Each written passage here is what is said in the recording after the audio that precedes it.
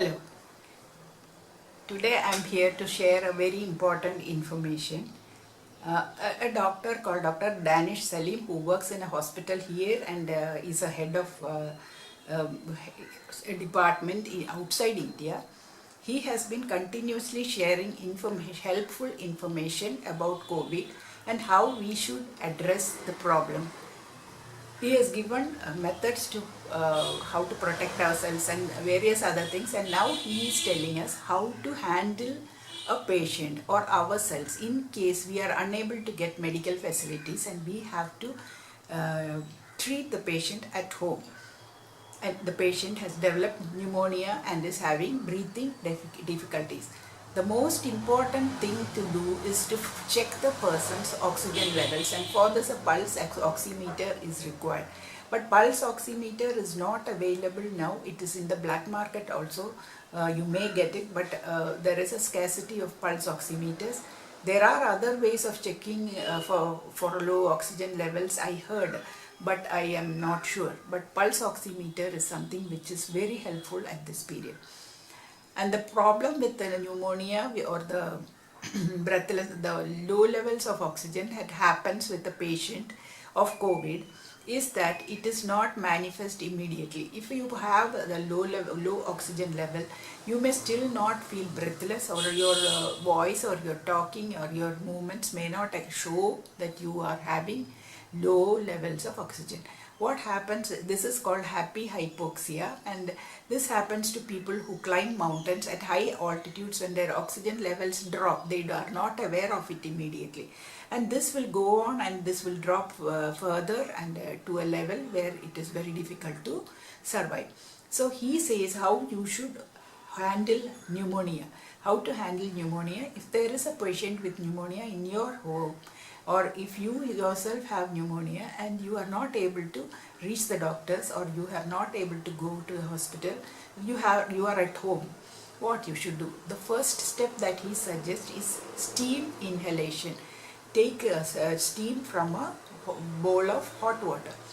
So it should not be so hot that it scalds your nostrils. So what you have to do is, you cover your head. You know how to do it. You cover your head, keep a bowl of steaming bowl of hot water on a table before you.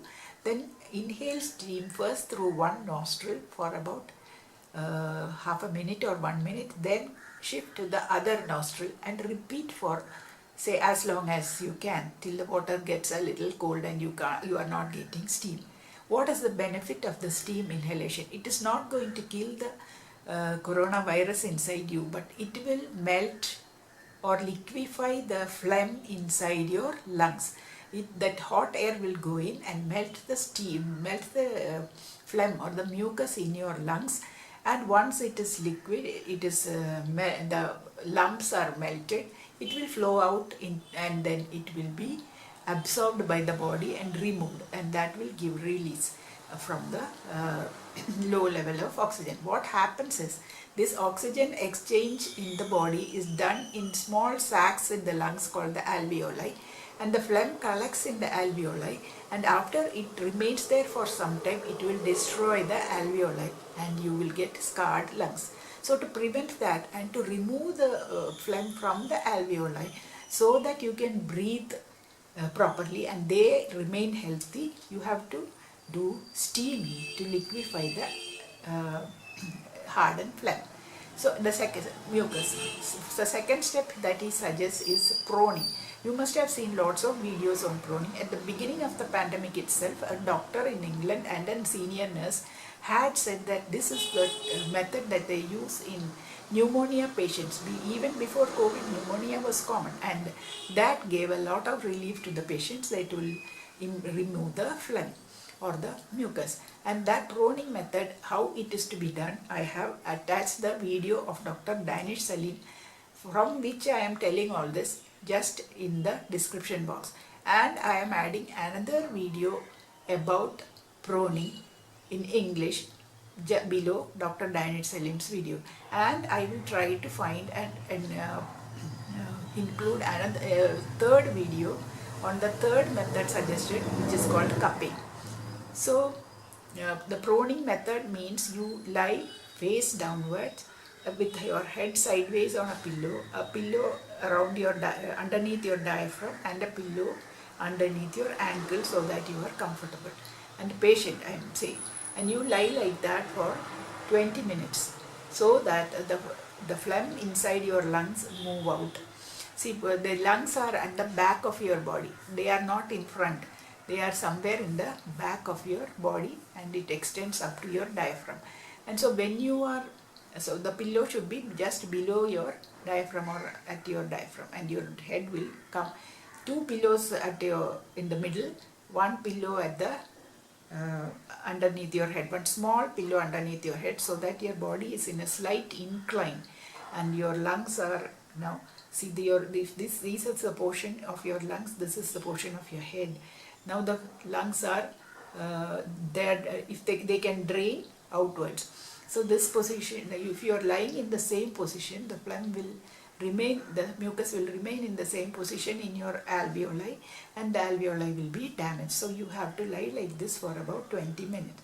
Then you change to your left side and lie on your left side for some time, and after that you change to your, you sit up at a straight or at an angle for another 20 minutes, and then again lie on your right side, or repeat the proning and lie on your right side, and keep on shifting your position so that you can allow the phlegm to flow, and that will be absorbed. Once it comes out of the alveoli, I think it will be absorbed by the body or carried away by the body, so that you will get a lot of relief.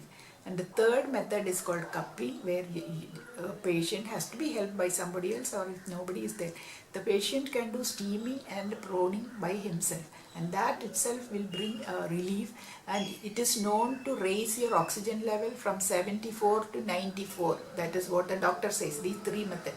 And the cupping is, you hold your hand like this and tap on your chest and your lung area and on the back. So some help is required for the back, and these three methods will help a patient who is at home to raise his oxygen level. Even from 74 to 94 has been done, has been effected.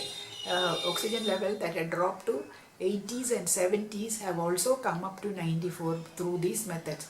But it should not be delayed. If you keep on lying down on your back or on the same position, and if the patient has been on low oxygen for some time and all this has hardened, it will be more and more difficult to change the situation. So when a patient develops pneumonia, and if you find that his oxygen level is coming down, when it is 94, you have to start these methods. This is the doctor's video I will be giving downstairs, and the doctor has also shared video pictures of lungs taken before these methods, before proning and before steam proning and cupping, and taken the next day. The lungs are shown to be fully white before these steps were taken. Fully white means full of phlegm, and the next day video shows very clear black lungs. So these methods are very effective. So if you have people around you with whom you can share this information, please do.